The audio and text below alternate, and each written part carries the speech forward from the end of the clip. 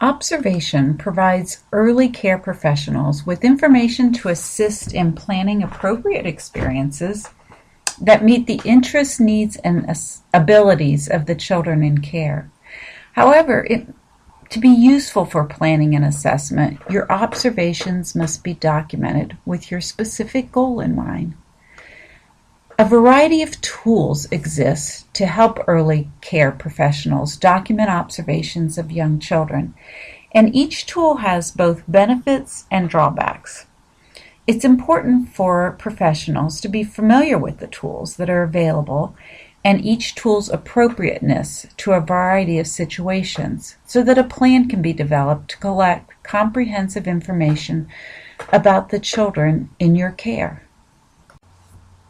Selecting the right tool makes it more likely that the information you collect will be accurate and useful. Early care professionals must balance the time required for specific tools with the amount and type of information that's acquired. Some observation tools, such as the running record, require that the observer sit for long periods of time and write down everything a child does. Others require that the observer look for specific skills and check a box when those skills are seen. It becomes obvious that one of these tools requires much more time than the other, but what should be equally as obvious is that one is much more comprehensive than the other. At times, it may be necessary to observe over several sittings to obtain more comprehensive information. However, a shorter observation may yield the necessary information as well. Matching the tool to the specific setting and the information that's needed will make the best use of your time and ensure that you're collecting quality data that's useful for planning and making decisions. One very important thing to remember is that collecting information using a variety of tools and settings over time will ensure that you collect the most accurate information. Interpretations of observation data is more accurate when you've made multiple observations. You shouldn't make inferences based on just one observation.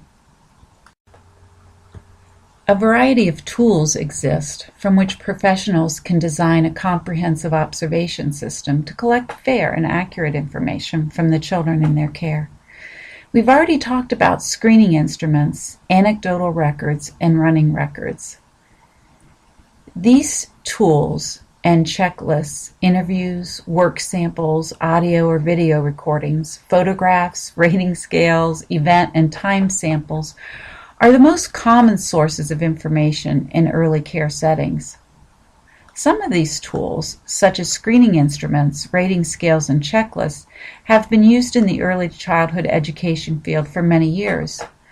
And others, such as photographs, videos, and audio recordings, are newer and becoming increasingly more popular due to recent accessibility of technology. With so many choices, choosing the best tool can be overwhelming. In order to make an informed decision about the best tool, it's important to learn the features of each tool and to practice using them to understand how a specific tool might fit a given situation. In this presentation, we'll explore interviews, event sampling, and time sampling in more detail. Learning and behavior are complex. Teachers have the challenge of sorting through all that is known about young children to provide experiences that will support learning and development. But teachers are not the only people who have important information about children. Parents have an in-depth knowledge of children in many settings across the developmental time frame. Other caregivers, such as grandparents or nannies, also have information that can be useful. Other professionals who have even short interactions with children, such as the bus driver or other administrative staff, can also provide insight into a child's behavior and development.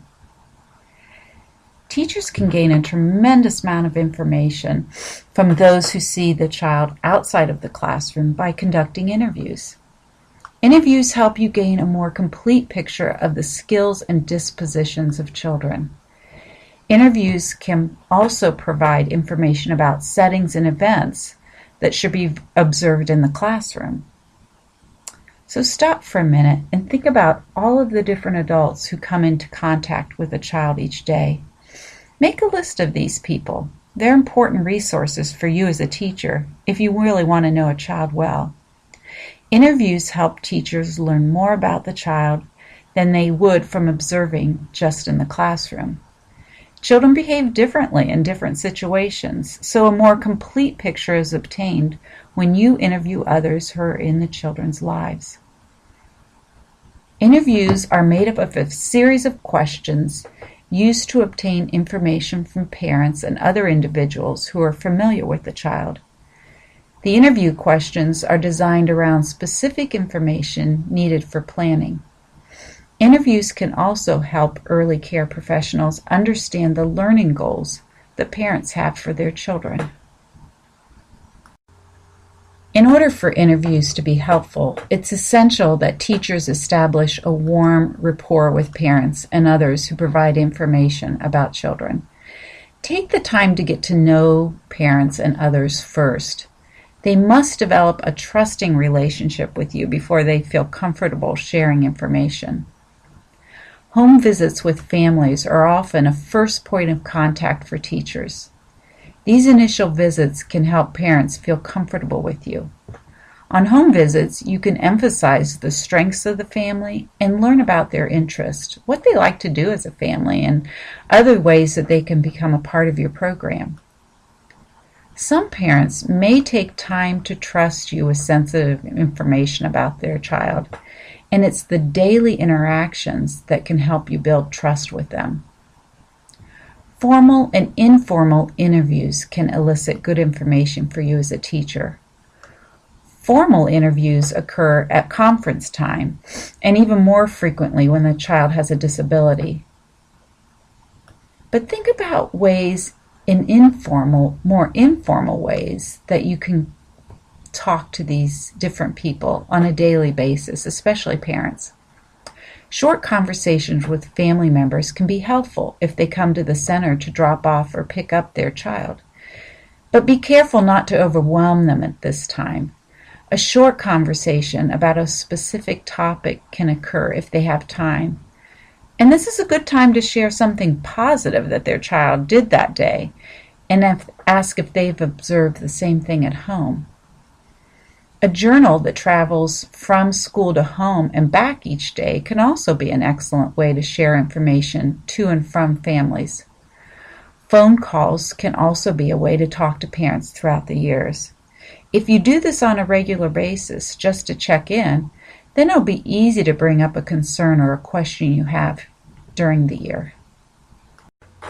We've talked about observations and anecdotal notes as ways to do observations. But when conducting observations, it can be very time-consuming, as well as impossible to record everything a child or a group of children does.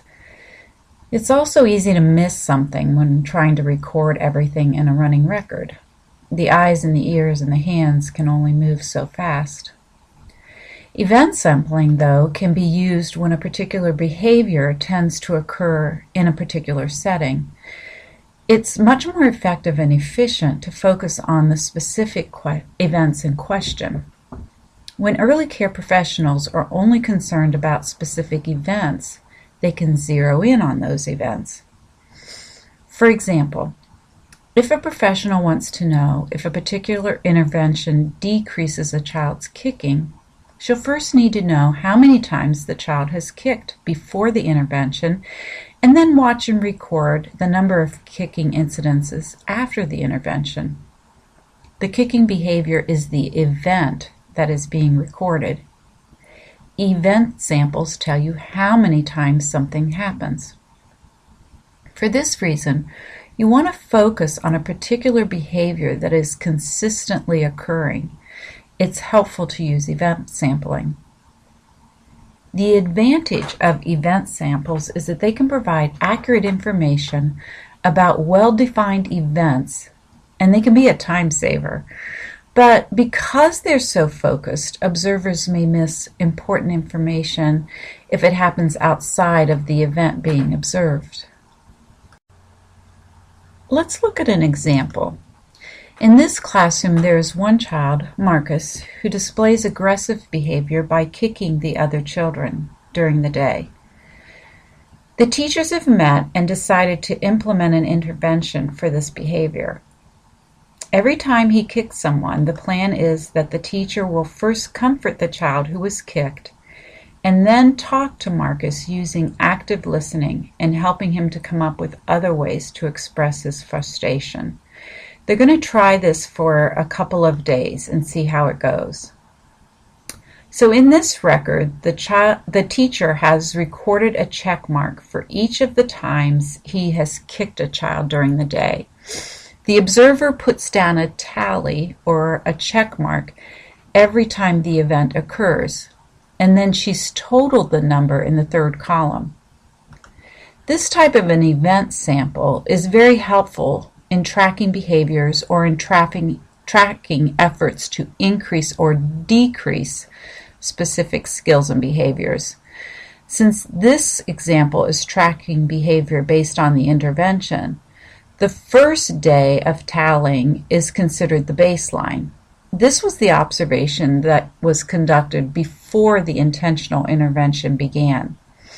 Continued observation then takes place during the time the intervention is implemented to track the child's progress. If the child does not make progress in a specific amount of time, especially in something like this type of aggressive behavior, the intervention must be reevaluated. Of course, this doesn't mean that teachers should just allow children to continue the behavior without intervening. This process may even require teaming up with other teachers so that one teacher is documenting the event while the other teacher intervenes with the child. Sometimes it may be difficult to always get back to your paper to mark the behavior. It may be easier to keep a number of items in your pocket to use to count the behavior. You can transfer items from one pocket to another every time the event occurs so that it can be recorded regardless of where you are at in the classroom. You can then transfer the total number of events to the paper at the end of the observation period by counting the items you transfer to your other pocket. It's important to choose items that are not a choking hazard if you're working with infants and toddlers. Sometimes it's surprising to see the results of an event sample. The kicking that you thought was occurring throughout the day may in reality be only 3 times during the day. Event sampling can give you solid data to use in assessing behavior. 3 incidents may not seem like a lot when they are seen on the piece of paper, but given the intensity or safety, 1 incident may be too much. Just as event samples select specific events in which to observe, time samples select specific time intervals to observe. The intervals should be designed to give information that will generalize the day or the routine of the day that's in question. For example, you may want to collect data at a specific time of the day, such as group time, or during the time of large motor play. Or you may want to observe for 15 minutes each hour for the entire day. Time samples can be used for the whole group or even just one child. The advantage of using a time sample is that it gives a more complete information before, during, and after a specific event than an event sample. It can be designed to make ballpark judgments about the frequency of behavior. However, a time sample does not record all of the behavior. This method could yield inaccurate information if the time intervals observed are not well selected. In this example, you can see that the observer has decided ahead of time to observe during 15-minute intervals, with 30 minutes between intervals. It's helpful for a schedule like this to use a reminder system, such as a vibrating alarm, to alert you when it's time to observe again. During the observation time, the recorder writes down what Marcus is doing with as much detail needed to make an accurate description. Using the time sampling, it's easy to see that Marcus's kicking only occurs during transition times, and it's often triggered by having to wait or by having another child complaining that he took something from them. Given what we know from this time sampling, what could the teachers do to help Marcus stop kicking? Time and event sampling permits the observer to collect data about the targeted behavior in a very efficient manner. These tools provide quantitative data, in other words, numbers of responses, and allow teachers to quickly and easily obtain information to be used in analyzing classroom problems. Time and event sampling gives teachers opportunities to collect their perceptions of what is happening against real data. Data collected can be analyzed quickly and impartially. Sampling is efficient and simple once the instrument has been created and can be used to compare changes over time if used systematically. Sampling can be used for a wide variety of data collection. These methods can be useful when the behavior is very frequent and rapid, so that it would be impossible to record all that's happening. You now have an overview of the many types of tools that are available to you. When trying to select the appropriate tool, remember the purpose. What is it that you want to find out? Consider the advantages and disadvantages of each tool. Do you have the time needed to use the tool? Will the tool provide you with the information that you need? Should you collect information using more than one tool? You must also plan to use your time efficiently so that you can balance the information you need in comparison to the time that you have to collect that information. Let's try selecting tools with some vignettes. Tanner is a 14-month-old toddler, and you're his teacher. He's bitten 3 children this week and 2 last week. You're concerned about the biting and would like to try to develop some supports for him so that he does not bite children. And you need to know more about Tanner's biting. What information do you need? You want to know what the circumstances are surrounding his biting. You want to know the time of day, the children and the adults that he was with, and what he was doing. Knowing this information will help you change things in his environment that may support him. You also want to know what happened earlier in the day that could have impacted his behavior. Did he get enough sleep the night before? Is he on medication? Is he teething? Were there any changes in his routine at home? Does his biting of people decrease when he has something else to bite? Which tools might you use to collect the information to better understand Tanner? Which tools would you select? In this instance, you could use an event sample. You could design a form to use that provides places to record the events of the time of day and the children and the adults involved in the specifics of the situation. You could record information all day long over several days. You also may wish to review his medical records and interview his parents. When talking to parents, it's helpful to know the specifics of the incidents. It's easier for them to remember important details if you can give them a date, time, and circumstances of the incident. Try this one now. Gemma is a 19-month-old toddler. She generally has an easygoing temperament and rarely responds with intensity to situations. However, you've noticed that even though she uses language, she seems to require help when she's interacting with other children. Typically, you hear crying or screaming and notice that Gemma is directing her cries at another child. You're unsure of whether her need for adult help is related to her understanding of the social interaction or her language development. What information do you need? You need to understand Gemma's language development, and you also need to know the details of the social situations in which Gemma cries. Which tools might you use to collect the information? Which tool would you use? Because you're wondering about her language development, you may administer a screening instruments. This will provide a quick look at whether Gemma needs more language assessment. Because you don't have enough information about her language and social skills, you may wish to conduct a running record. The comprehensiveness of a running record may help you to see the times she uses appropriate language and social skills and the times when she doesn't. This will help you understand whether this is a across-the-board need that she has or whether she cries for help in only certain types of situations.